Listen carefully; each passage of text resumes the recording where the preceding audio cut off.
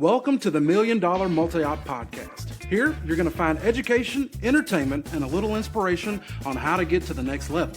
Are you a DJ company owner that's looking for the secret sauce? Congrats, you found it.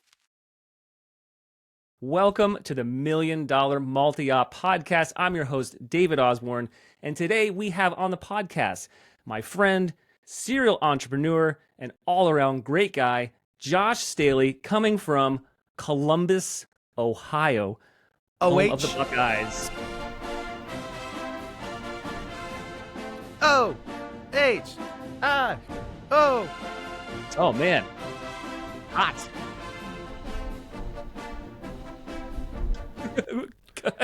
Who is Sloopy, and why do we have a song about him or her? And what are they hanging on to? These are things that I, after being in Columbus for less than 10 years, I don't know yet, and I want to get to the bottom of. Don't you work with Ohio State, the Ohio State University? But they don't know either. Well, it's like time to cut it's just these traditions no one questions. Like, we just sing this song. We know it was written for Ohio State, but, well, actually it wasn't, I don't think. But, yeah, they've adopted it, and I don't think we know the backstory. It could be pretty bad. If you know the legend of Hang On Sloopy, let us know. Send some DMs. Yeah, we're offering a reward. Yeah. What kind of reward? Buckeyes, probably. Well, we have $1 million because we're on this podcast, so who knows what it could be. There you go. Like I said, welcome to the podcast. This is podcast number 1001, the very first one. Of course, I wanted to bring my good friend Josh Staley on. And Josh, tell the people about your business. Yeah, so we started in 2015. We were, just me. And then I quickly realized that we could book multiple DJs on a date. So I grabbed some friends from college. And at this time, we're just playing off of Spotify and, using dinky little soundboards and seismic audio speakers. Shout out to Jonathan Simmons. Anyway, so we quickly evolved from there to being like a large multi-op, adding more people, upping our game as far as gear, talent. And then we started live mixing. Once we added all those components, quickly ramped up to where we are today. 8 years later, we are running 19 DJs between the two companies, and we pretty much own our market on doing over 400 events a year. So, wow. Okay, yeah. So two questions for that. So when you brought on your first DJs in 2015, and you brought on those college friends, how did that feel? How did you get people to buy into that, and how did you get them to know what to do? I mean, honestly, no idea what I was doing at this point. Like, it was just total gut instinct. And I think the way I got them to buy in was, hey, do you guys want to make $300-400 on a Saturday? And they were like, yeah, we're poor. And I was like, I'm poor too. Let's make money together, which is great. Yeah, there we go. And yeah, so then with the training, like, that really came from me learning what I needed to do to be better, what I needed to do to get, better paying jobs or work higher end weddings, and then just passing that information down the chain. Whereas now, is it okay to go into now? Yeah. Now we use the Blueprint, which I'm sure you've heard of, David. It's a great online resource where we have several training videos that are made by this guy named David Osborne. And then we have videos that we've made in-house that really reflect what our brand is and go more specifically into what a Josh Staley Productions or a Turn Up Columbus DJ needs to reflect in their skills and performance. So that's where we're at now. So it sounds like even from the beginning, it sounds like you understood that you had to be the one who starts and have a clear vision of what you wanted from people and then communicate that, whether it was showing someone, writing something down like a checklist or whatever it might be, and then making sure that people did that thing. Of course, now you have it all systemed out with a staff, and of course, like you talked about the Blueprint, you've got videos and that sort of thing. But humble beginnings 8 years ago, you still had a sense of a vision of what you wanted, and then communicated that vision to people. I knew we wanted to be the best, and I think when you want to be the best, you have to lead by example to some level. Like, there's going to be a point, and I know it's coming, when I'm not going to be the best DJ on the team anymore. Like, somebody's going to surpass me. Somebody's going to be a better mixer. Somebody's going to be a better MC. And then, as I take more time to run the company and be the CEO and like create opportunities for the team, I'm going to have less time to put into my own performance, and then may even step out of it altogether when it comes to weddings. And so But I still think you can lead by example in your character. I think you can lead by example in how you're doing your job. And even though they're two different jobs, your team can still look at you and be like, I still want to emulate like how hard he's working at being the CEO. I want to emulate that in my DJ performance. So that's kind of the road that I'm on right now, choosing when is the right moment to jump fully into CEO. Yeah, I understand that fully, and I understand that you have always had an eye for excellence. And so I think whether you're doing whether you're diving into the CEO role fully, whether you're straddling the fence, whether you're just performing, hell, I've seen your ceremony rig, what you bring to a ceremony, and that's so excellent. I don't even know what to say about it because, I would say it's always 10 out of 10 with Josh Staley. There's always, you have filled up all of the possibility. Like, could you do better? Maybe, but you've hit the glass ceiling on a lot of the spots. So, and I think that's kind of a good segue to my next question, which is, many people in the industry, if you've been around a long time, know about Ohio wedding markets. And before you were on the scene, there was kind of a ceiling and a kind of a cap to the way weddings and the wedding industry was in Columbus. And correct me if I'm wrong, you had a big part in elevating that entire market. Am I right about that? Yeah, I mean, I don't know if I would take credit for elevating the entire market. I think we've definitely pushed it. The in DJ the right part, direction. the DJ part of it. Yeah, the DJ part, absolutely. Before we came on the scene, it was kind of if you showed up and you did an okay job, like you didn't mess anything up, but you could do the same performance every weekend. You could play the same top 40 songs. You could not live mix. You could not have a nice looking setup. It could just be basic, 2 speakers on ugly tripods. We've definitely elevated the expectation level. And what's so cool is like when I got into this, saying things to couples like, your DJ setup should really match the aesthetic of a wedding. And the DJ should really be the one who's leading the celebration, not just saying the same things on the mic, but they're actually invested in the day. They're actually excited about you guys getting married. And then hearing couples repeat that back to me like 3 years later, like, we want a DJ who's excited and who's like invested in us in our day. And like, hearing it go full circle. Like I remember when I said this to a couple in Starbucks, and now 3 years later, here's another couple saying it back to me. Like, that's such a cool thing to experience. And we basically came in and we said like weddings should be way better. And there was already a big company here in town that was doing weddings, just same wedding every weekend. Like their guys would go out, set up the same equipment, didn't matter the size of the room, didn't matter the size of the crowd, same speakers. It was cheap, like way too cheap. And they were basing just solely on volume. Like they could just do a lot of volume because they were the ones who could show up and be reliable. And so we came in and said, okay, we'll be reliable, but we're also going to be flashy, and we're also going to be really invested in our couples, and we're going to be nice, which I think is a huge thing. Like we're going to have great customer service. Our customers are always right, and we're going to treat them with the respect that this day deserves. Everybody puts so much into their wedding day and their event, and they only get really one shot for the most part at these things that they're spending tens of thousands, if not hundreds of thousands on.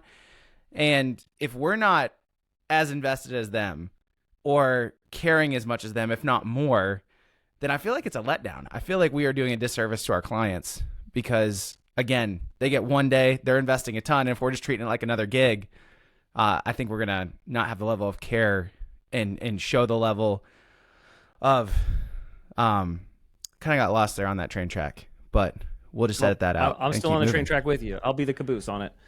Okay. You said something, thematically you said something almost the same that you said earlier when you're talking about starting your multi-op. You have a vision. So really what I hear you saying is so much of the success of Josh Staley Productions and Turn Up Columbus is visionary. It's, what do I see that doesn't exist here? I want to create this. And you said a word that in this specific space works beautifully. It's the word of should.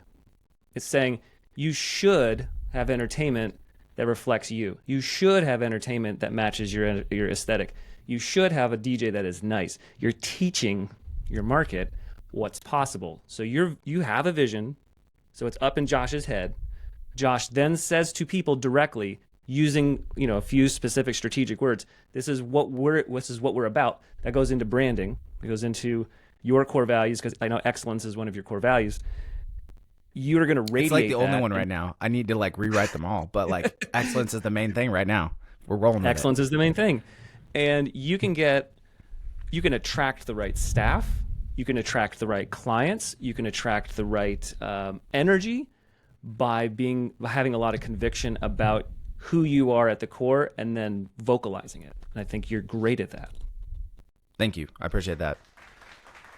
Oh, guys, thank you. No, stop. We have Okay, 25 people here in the studio, and they're loving you. They're beautiful people. Okay, so absolutely beautiful people. So when you have 19 people across 2 companies that are at different price points and a little bit different brand, how do you maintain a Josh Staley quality? How do you maintain that sense? Because I think, I'm going to expand on that for a second. I think a lot of people, I'm going to include myself in this, when you're a newer multi-op owner, or when you're starting to learn to trust other people, it's very easy to worry that the people going out under the brand are going to ruin your reputation. Yeah. And then you're going to go out of business, and you're going to be a failure, and people are going to make fun of you, and you're going to go back to your day job. All those things are yes, sad all day long. So you have to have some kind of mechanism to keep the quality high, and for you to trust that the people you're sending out represent you well. I know something that you do yearly, and I want you to talk about it. Yeah. Before I get to that, let me hit that one last. I think one of the most important things you can do is, and this is going to sound a little bit cliche, but get out of bed every morning. I took a knock this last week of a DJ that was going out for us and had passed all of our tests, had passed all of our quality control, which I'll talk about in a second. And he went out and delivered a subpar event.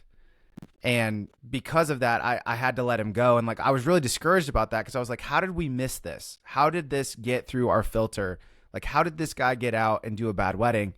And I realized it wasn't necessarily anything that we did.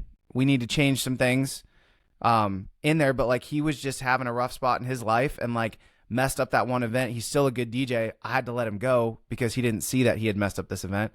But it discouraged me, and I have to get up the next day and I have to get back to it and hold those high standards.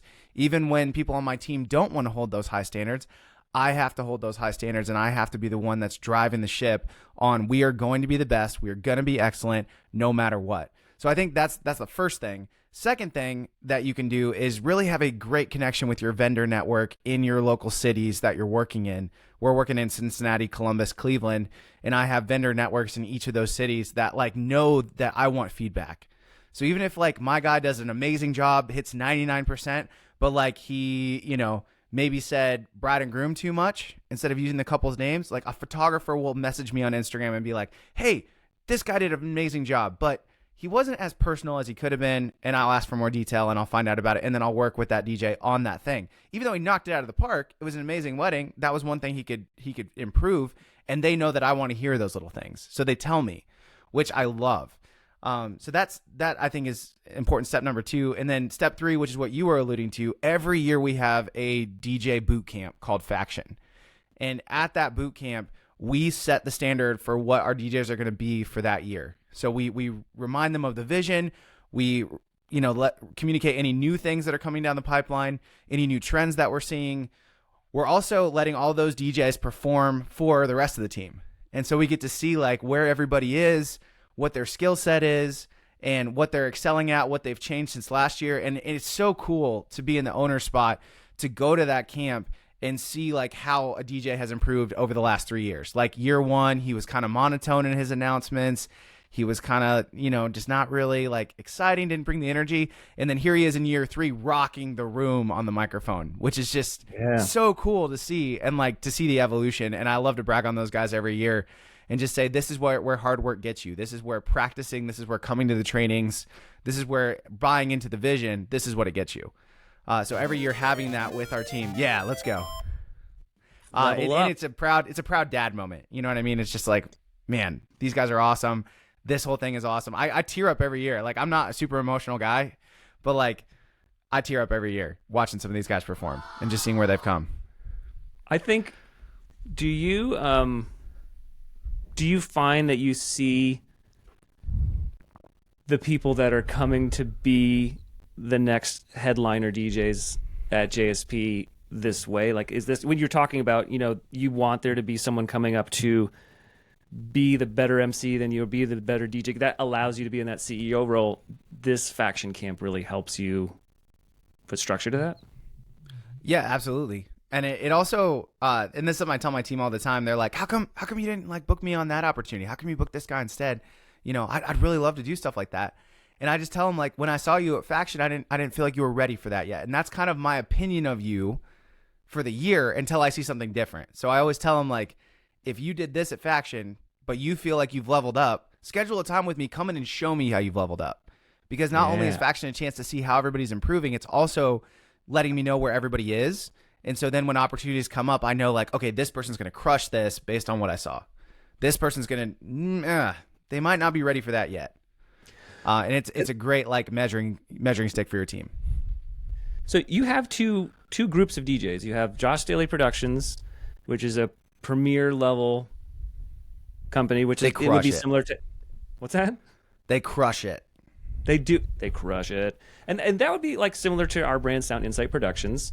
Mm-hmm. And then you have a secondary brand, Turn Up Columbus, which would be similar to our brand, Athens DJ Service. So it's a two multi-op system. And we run ours a little bit differently, the way that the infrastructure works. But how do you make sure that there's clear separation between those brands in your market, and that there's not market confusion, and how that your DJs understand the separation and where they belong? And is that tied to Faction? Yes and no. I mean, at Faction, you can see a clear difference. I will say, so though, sometimes the lines do get blurred. Like, we had this guy, Aaron, who, he's still working on his MCing, but like the last time I heard him mix, it was just like he was messing up like basic hip hop transitions. You know what I mean? Like, couldn't beat match yet, was still working on it. And granted, he'd only been in it about 3 months the first time I saw him. Then at this year's Faction, like, he comes out, dude's wearing sunglasses, like trying to be the coolest cat in the room. You know what I mean? And he drops a mix that impressed everybody, like was JSP level all day. And it was just neat to see like how he had leveled up so much and like embraced the culture of what we are. Even though he's at Turn Up, he's like, I want to be at JSP. They mix at this level. I'm going to practice till I can mix at that level. And then he did. And so he was in our top 5. We always have a top 5 between the two companies. And I think he was the first Turn Up Columbus guy that's jumped into the top 5. It's usually all JSP guys. So we were really impressed with him. That being said, I have a really great leadership team. And ways we differentiate the company is Leanne, who's my number 2. She runs Turn Up Columbus. She's the one who, in coordination with me, sets the expectations, the training, the structure over there. And like, I'm approving her decisions, but I'm honestly letting her make a lot of those decisions. And then I'm stopping if I'm like, hey, I don't think that's the best idea. Here's why. And then we'll talk it through. But she sets that. So the company has a different flavor. It has a different feel because she's really the personality, the one running it. And she's not even a DJ. She was a venue coordinator back in the day, turned CEO for Turn Up Columbus, and she is absolutely amazing. And I love the different perspective that she brings because she comes from the wedding planner side. She understands what DJs need to bring to work with other vendors. And so the DJs there get a really great education on how to work with other vendors, how to be a great partner in a wedding day. And then when it comes to the skill side, Vince does a great job of working with them on that. But some ways we differentiate it is equipment. Like they don't have the nicest gear. They have gear that is functional. They have gear that is nice looking, but is not, JSP, not sleek, not sexy. It's a little more basic. They don't have head-worn mics at their ceremonies. Like they rock with wire, the handhelds. Because we don't want to ask them to EQ a omnidirectional microphone. It's a little bit too hard, especially on a 3-channel band mixer. So we differentiate on gear. We also differentiate on, just some of the things they're doing on the mic. Like their introductions are more basic. They're still using the bride and groom's name as much as possible, but like they're very much working off a script. Whereas JSP, we start with that script, but we very quickly want to get our guys to where they're making their announcements their own. They're injecting their own personality into it. So that way they feel calm and comfortable and like their energy comes alive. Whereas again, Turn Up Columbus is working off that script. So also the venues that we work at and try to get on the preferred list at, like JSP is going after the downtown venues, the high-end venues.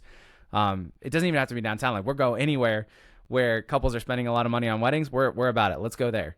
Whereas Turn Up Columbus is going for those barn weddings. They're going for the lower end budget venues, and they're seeking those out. And they're direct competition with everybody else in the market. Like nobody's up where we are at JSP. Like we have a couple single ops in the market who are fantastic.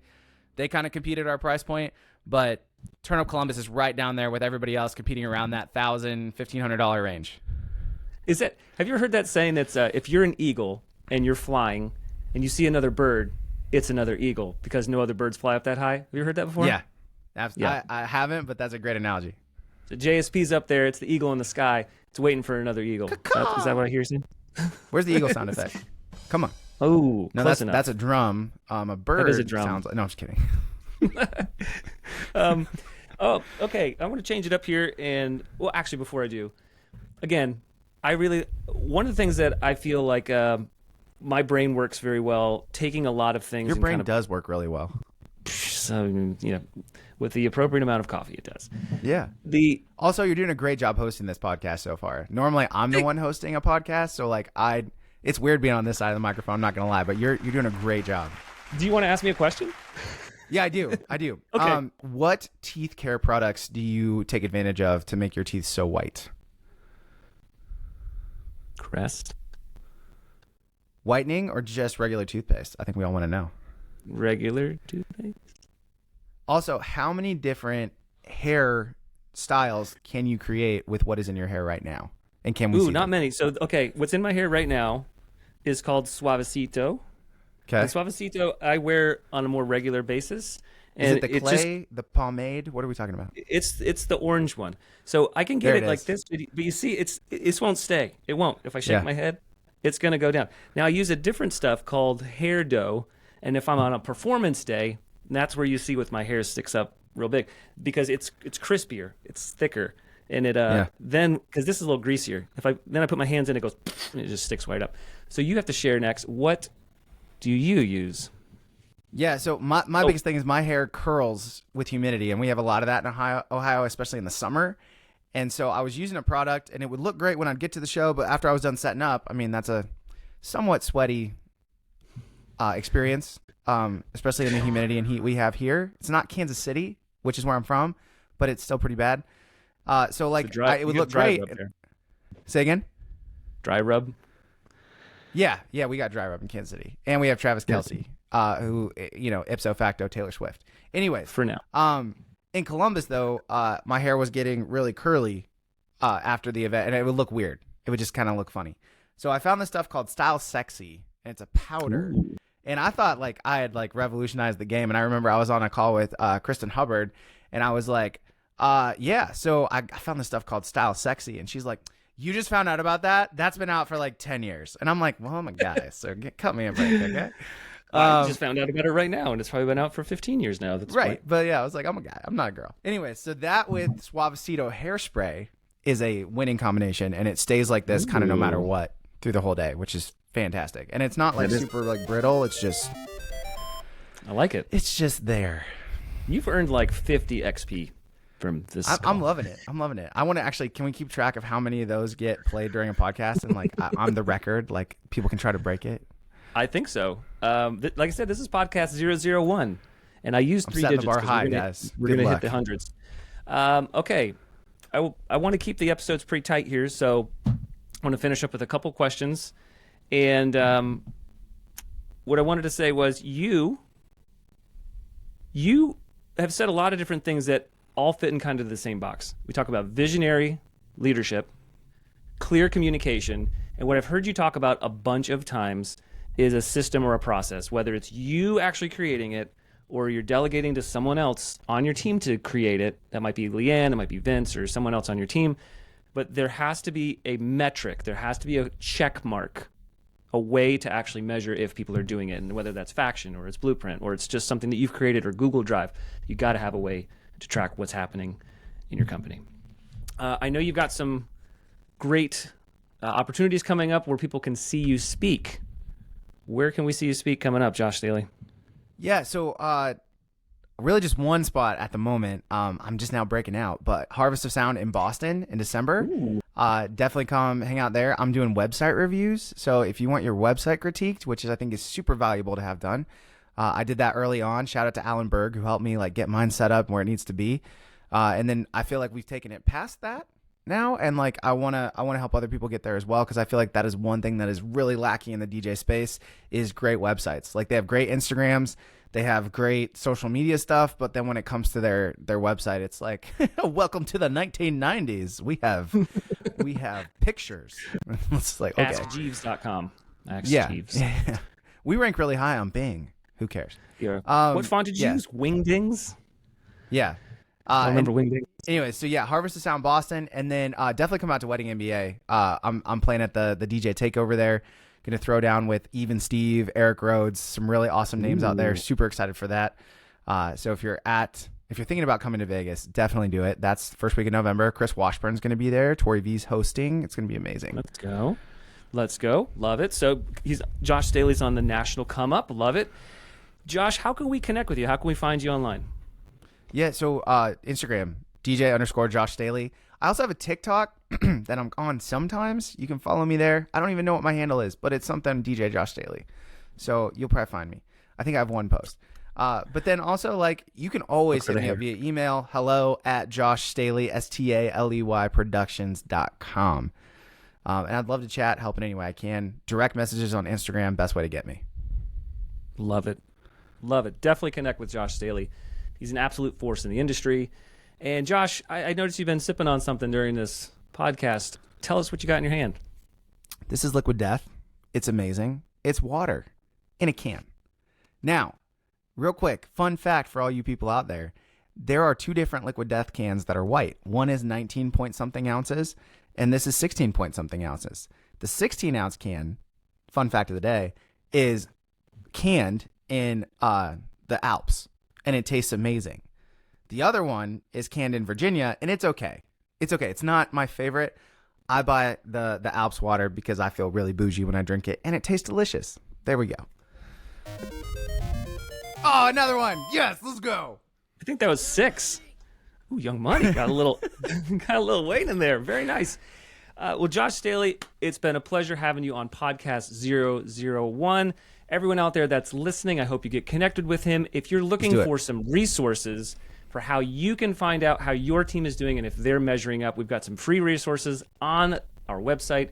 Check out blueprintlearn.com/resources, and we've got a few different resources. One of them is a core skills checklist that can help you know where your DJs are measuring up. Thank you, guys, and we'll see you next time. Peace.